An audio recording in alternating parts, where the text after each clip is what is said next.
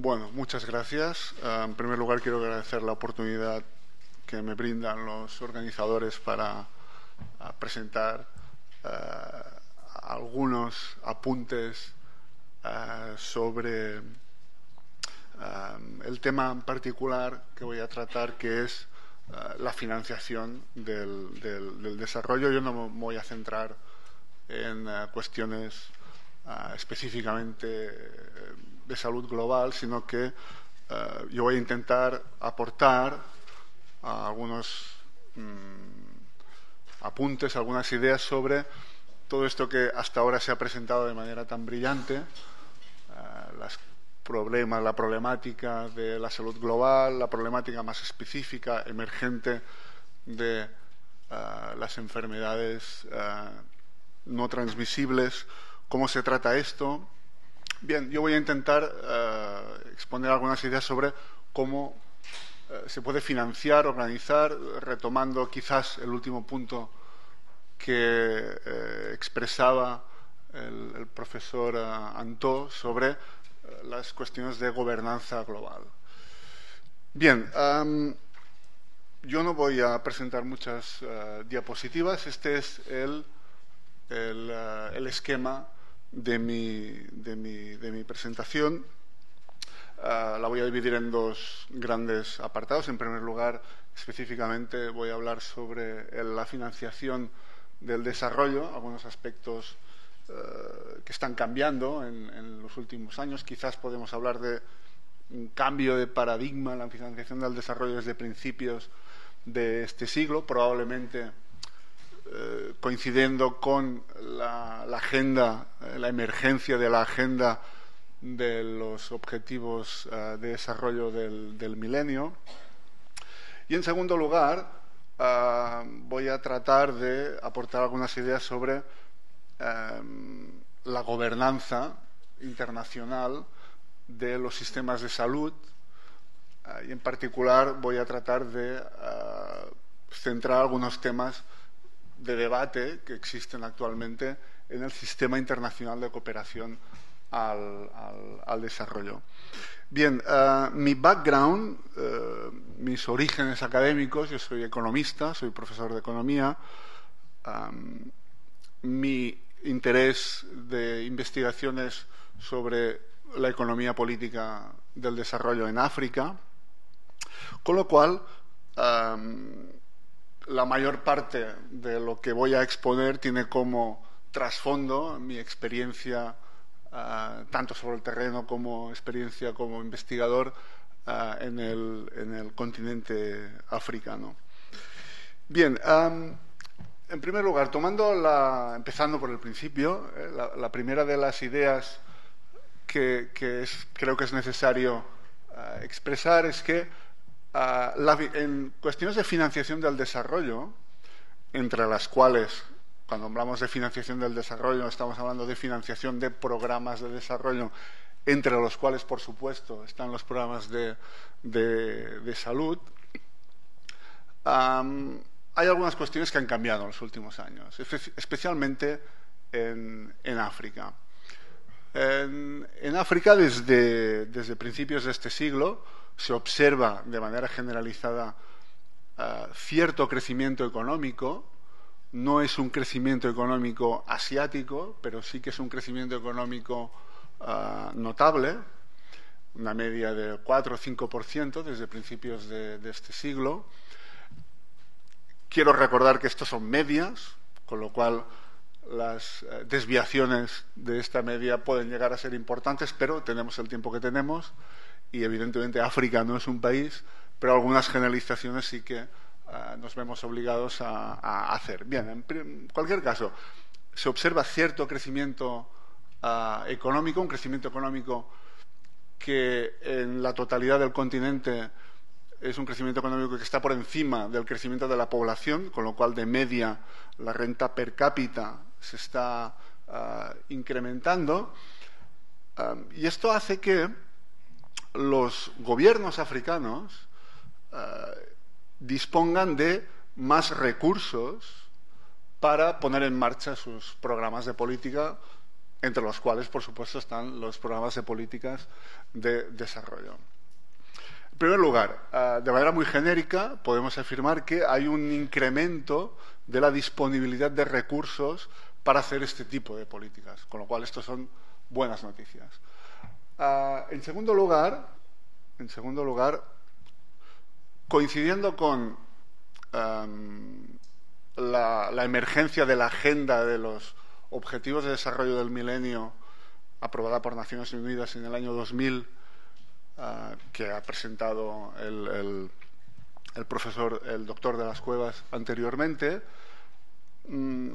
los gobiernos, de hecho no únicamente los gobiernos africanos, sino los gobiernos de los países en desarrollo, digamos, concernidos por la agenda de los Objetivos de Desarrollo del Milenio, han incrementado su gasto social.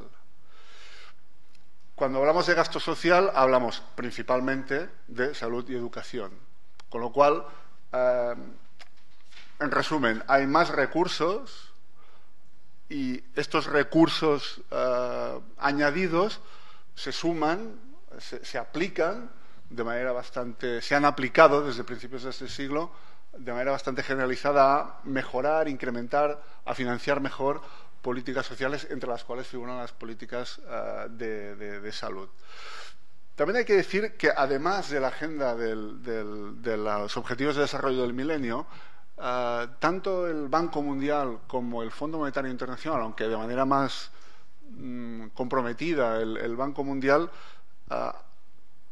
aprovechando su músculo financiero y su capacidad de forzar cambios en las políticas, la dirección de las políticas de los países en desarrollo, especialmente en África, con los programas de condonación de la deuda de finales de los años 90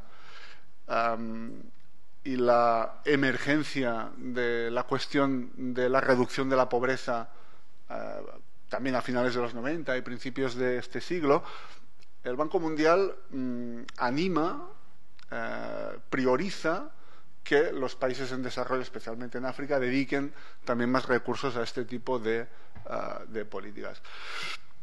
Esto tiene sus críticas porque, más allá de la agenda social, básicamente salud y educación, hace falta, para mantener este incremento del crecimiento económico y, por lo tanto, para mantener el crecimiento de los recursos disponibles para hacer este tipo de políticas, hacen falta políticas de cambio estructural.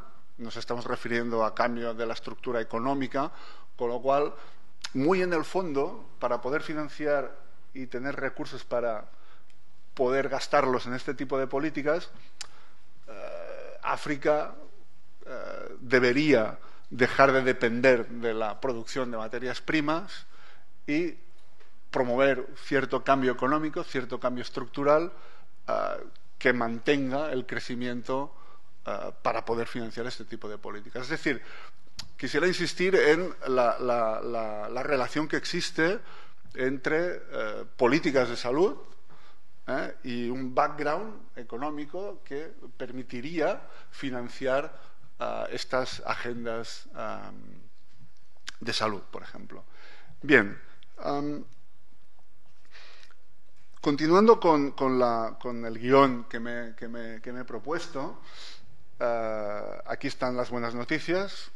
Hay crecimiento, hay más recursos disponibles, a pesar de que hay alguna crítica, como lo que acabo de explicar. En segundo lugar, quisiera también explicar que en los últimos años, también más o menos coincidiendo con el inicio de este siglo, las ideas del consenso de Washington, es decir, las ideas que el Banco Mundial y el FMI priorizó a partir de los años 80 y que han marcado la agenda de las políticas de todo tipo, no únicamente las sociales y de salud, sino han condicionado las políticas de todo tipo que han puesto en marcha los países en desarrollo desde principios de los 80 hasta este siglo, digamos, durante 20, 25 años, se han priorizado políticas. El consenso de Washington ha priorizado políticas de lo que se conoce como políticas de tipo neoliberal, es decir, desregulación de los mercados, apertura internacional y, en consecuencia, resumiendo mucho, un menor papel del Estado en la configuración y en la aplicación de políticas. Y esto ha tenido, por ejemplo, en el campo de la salud, ha tenido como consecuencia, durante los años 80, 90, que estas políticas de regulación en países en desarrollo pues, han generado desigualdades. ¿Por qué? Pues porque muchas políticas públicas han pasado a ser cofinanciadas por el usuario, lo que se conoce como el retorno, es decir, que uno en esos años, cuando uno iba a usar determinados servicios públicos de salud en países en desarrollo, tenía que pagar una tasa. Hay gente que no puede pagar la tasa, con lo cual este tipo de políticas ha generado desigualdades. Bien, y las buenas noticias es que este conjunto de ideas del consenso de Washington se va diluyendo. Y en contraposición a esas ideas ya un poco antiguas, si ustedes quieren, ya tienen más de 30 años, está surgiendo, no únicamente en África, también en América Latina, está surgiendo la idea del Estado desarrollista. Sin querer extenderme de manera muy esquemática, la idea del Estado desarrollista, que de hecho no es nueva, de hecho es una idea previa al consenso de Washington, es la idea según la cual el Estado tiene la voluntad, la obligación moral y política y los recursos para dirigir, liderar el proceso de desarrollo en sus diferentes aspectos puramente económicos, pero también aspectos de tipo social como políticas educativas y políticas de salud, con lo cual las políticas públicas, los programas de salud pública vuelven a cobrar protagonismo en los últimos años. Hoy día, en África, al menos en África, podemos decir que hay una especie de dialéctica, de confrontación ideológica entre lo que queda del consenso de Washington, que no es poco, y el nuevo paradigma emergente muy influido por lo que ha pasado en China y en general en Asia, el paradigma del Estado desarrollista. Bien, hasta aquí las buenas noticias. En cuanto a financiación del desarrollo, déjenme darles unos datos antes de ir a las malas noticias. Según datos de la OMS, entre 2000 y 2011, el porcentaje de gasto público dentro del gasto sanitario total ha pasado, en África, ha pasado del 43,5% al 48,3%. Es decir, ha habido un incremento, 5% de media, de la implicación pública en los programas, en el gasto global de salud de media en África. De nuevo, es una agregación con todos los riesgos que conlleva tal agregación. De media en el mundo también ha habido un incremento del 56,3 al 58,8, pero en cualquier caso quiero destacar esta tendencia. Hay más recursos públicos disponibles, el Estado está recobrando su legitimidad perdida durante los años del neoliberalismo, los años duros del neoliberalismo, y esto está teniendo un impacto en el gasto público. Bien, hasta aquí las buenas noticias, digamos. Las malas noticias, bien. Este patrón de recursos crecientemente disponibles para los países en desarrollo, en particular en África, lo que les estaba explicando, tiene agujeros negros, tiene puntos de fuga, y nunca mejor dicho. Es decir, tiene algunas debilidades. Por ejemplo, en algunos países africanos en particular, se observa cómo tras las políticas globales de reducción de la deuda desde finales de los años 90 por parte de los grandes donantes occidentales, liderados por el Banco Mundial y el FMI, ha habido políticas de reducción de la deuda externa, de perdón, de condonación de la deuda externa. Se observa cómo en los últimos años hay un incremento del endeudamiento, es decir, hay crecimiento económico y se observa también que ha habido un crecimiento de la deuda externa, aunque es muy lento. Esto puede conllevar riesgos en el futuro, en la medida en que muchos países, un buen porcentaje de países africanos depende de la exportación de materias primas y desde hace un par de años los precios de las materias primas están cayendo, aunque se prevé una recuperación. El ciclo de caída de los precios de las materias primas está conllevando endeudamiento y esto puede generar problemas en el futuro en las finanzas públicas africanas. Y todos recordamos aquellas imágenes terribles de los años 80 y 90 cuando los hospitales públicos de cualquier país africano, la mayoría de países se encontraban muy endeudados, los gobiernos sin capacidad para financiar esos hospitales, y el Banco Mundial y el FMI diciendo no, ustedes no tienen que financiar estos programas, ustedes lo que tienen que hacer es pagar su deuda. Ese ciclo infernal que duró 10, 15 años 80, 85, 80 o 95 aproximadamente, se puede repetir. Se puede repetir. Bien, y el otro punto y la otra mala noticia, digamos, es que en los últimos años, desde principios del siglo, precisamente, se observa un incremento bastante notable y significativo de la fuga de capitales. Estos días, con las noticias que han llegado de Panamá, lo de Panamá no es nuevo. Hace años que ONGs, grupos de presión globales, think tanks, incluso agencias de cooperación se han dedicado a estudiar el fenómeno de la fuga de capitales, ya sea lícita o ya sea ilícita. El caso es que en la medida en que hay un entorno internacional de liberalización de las finanzas, esto facilita que determinadas operaciones económicas, sobre todo ligadas a la explotación de recursos naturales, encuentren salida, esos beneficios, esos capitales, encuentren salida a paraísos fiscales, ya sea Panamá, ya sea Suiza, ya sea Andorra.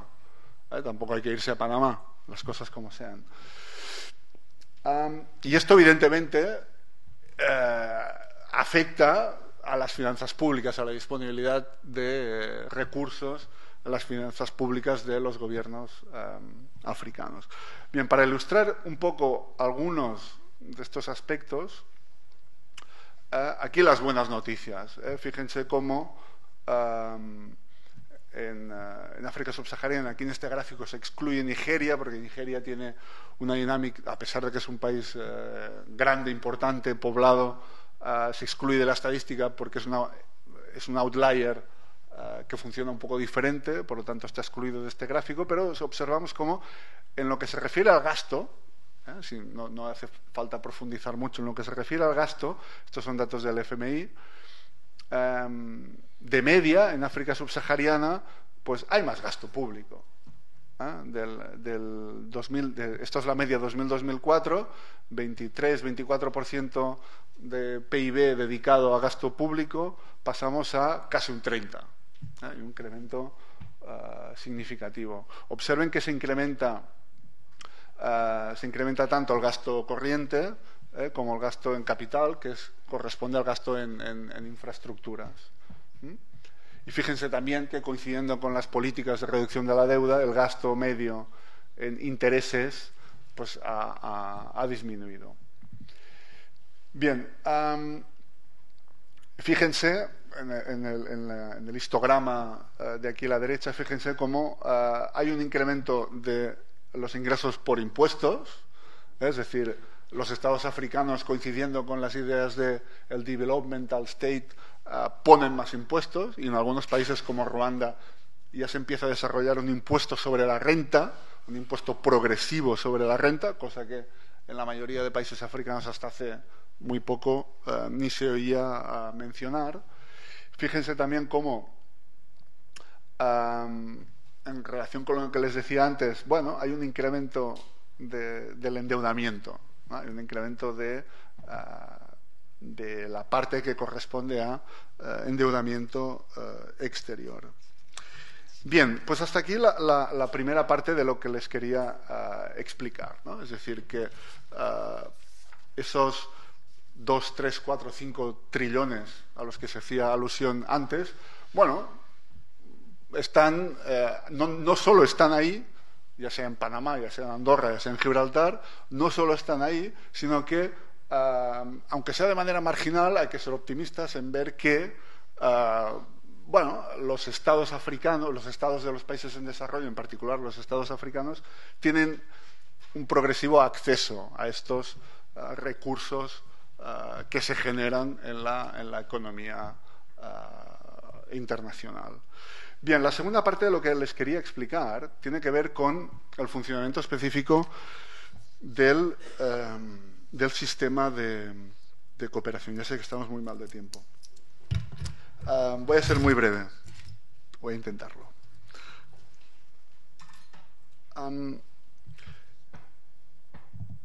Bien, como se ha apuntado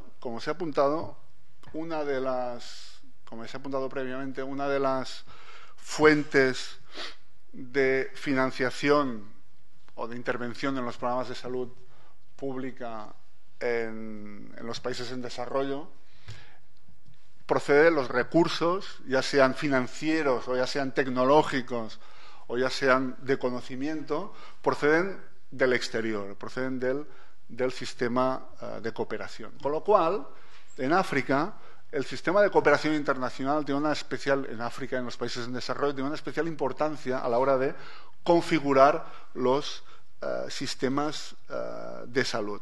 ¿Y cuál ha sido el problema? Por aquí se ha apuntado brevemente. ¿Cuál ha sido el problema en los últimos 15 años? Pues que las enfermedades infecciosas han tenido un papel protagónico indiscutible. El VIH-Sida, la malaria. La mayor parte de los recursos procedentes de la cooperación internacional dedicados a los programas de salud han tenido que ver con este tipo de enfermedades. ¿Por qué? ¿Por qué? Buena pregunta. ¿Por qué? Bien, en primer lugar, el sistema de cooperación se caracteriza porque los que financian la cooperación, ya sean gobiernos o ya sean particulares, quieren resultados inmediatos. Estoy siendo un poco crudo. Quieren resultados inmediatos que puedan fácilmente vender, presentar a sus financiadores. En el caso de los estados, pues los gobiernos tienen interés en presentar resultados relativamente rápidos y lo más espectaculares posibles para convencer a sus taxpayers, a sus votantes, a sus pagadores de impuestos, para que continúen opinando favorablemente sobre estos programas. Y esto hace que, claro, las enfermedades infecciosas son como más espectaculares, en el sentido de que son fuente de preocupación global porque son muy visibles. Hasta hace poco han sido la primera causa de mortalidad en África, por ejemplo. Y no han precisado, para conseguir resultados rápidos, no se ha precisado de montar una infraestructura pública de salud primaria, sino que con actuaciones, como se conoce en el argot, de paracaídas, se pueden conseguir resultados relativamente rápidos, ¿no? Y sin ir más lejos, los programas de reparto, de distribución de antirretrovirales en países del África del África Austral, pues ha tenido este efecto en muy poco tiempo. Pero claro, ¿qué pasa? Que el reto emergente de las enfermedades no comunicables precisa de sistemas de salud horizontales, universales, menos espectaculares, si ustedes quieren, y que de hecho son más caros. De hecho, precisan de un sistema de gobernanza y de recursos sostenidos en el tiempo, y en países con infraestructuras de transporte de todo tipo muy precarias. Estoy pensando, por ejemplo, en Mozambique. Mantener un sistema de salud a nivel primario pues es realmente complicado. Se necesitan muchos recursos. Fíjense, sin ir más lejos, qué pasó con la epidemia del ébola en Guinea, Liberia y Sierra Leona en 2013-2014. Ahí se vio de manera muy evidente que no hacen falta recursos, o sea, parachuter, dejar caer en paracaídas recursos del sistema de cooperación es relativamente sencillo, pero una parte sustancial de los problemas procedía del hecho de no disponer de una red primaria de salud básica. Bien, pues en mi opinión, esta fue uno de los...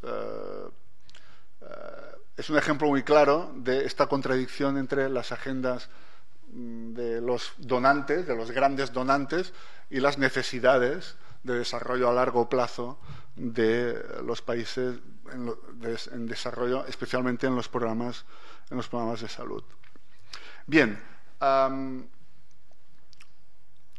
fijémonos cómo hay países en los que la dependencia de los recursos externos es muy importante, y esto dificulta poner en marcha estrategias horizontales en contraposición con las estrategias verticales, que son las que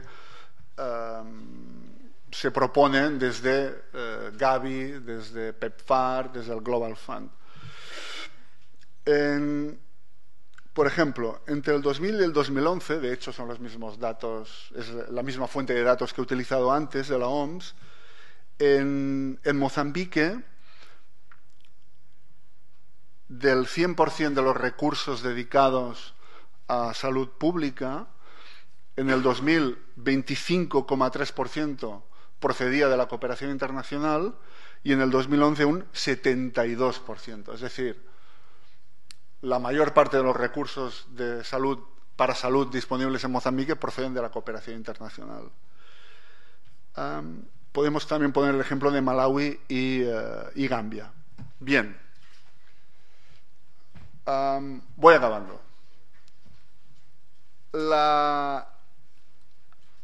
Todo esto que estoy explicando, de hecho, ni es nuevo, ni hay desconocimiento de ello. Los actores del sistema de cooperación son perfectamente conscientes de este tipo de limitaciones. Y en este sentido, la denominada Agenda de París, que es una agenda orientada a reformar, cambiar algunos aspectos del sistema de cooperación al desarrollo que se pone en marcha tras una reunión de alto nivel en París en 2005. Como resumen, se propone este esquema de actuación para los programas de cooperación internacional. Solamente voy a comentar la cúspide de la pirámide, en la cual se dice ownership, apropiación. Es necesario que los países receptores de ayuda organicen su propia agenda. Es una manera de decir, el sistema de cooperación debe alinearse, debe orientarse, debe plegarse, de hecho, a lo que los gobiernos de los países en desarrollo dispongan.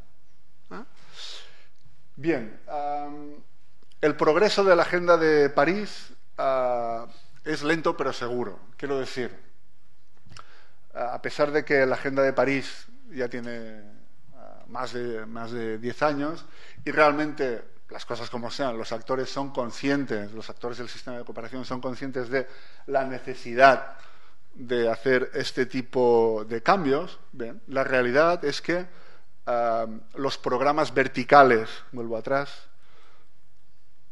los programas verticales continúan siendo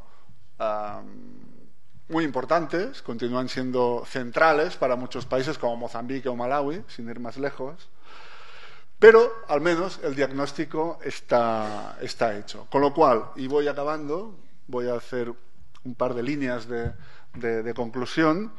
Hay buenas noticias.